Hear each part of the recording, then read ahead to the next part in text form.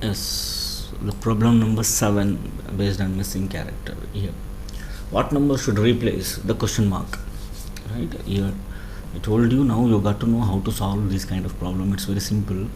Only thing we have to understand the relationships and as well as the operation on the numbers. Now let us check this.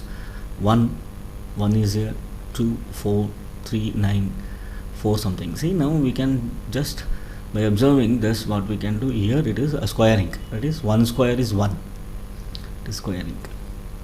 Top side, 2 square is 4, 3 square is 9, so 4 square should be 16. Now here it is doubling, right? 1 into 2, 2, 2 into 2, it is 4, 3 into 2, 6, and 4 into 2, 8. So here the answer is 8. The answer for this particular problem is 16 and 8.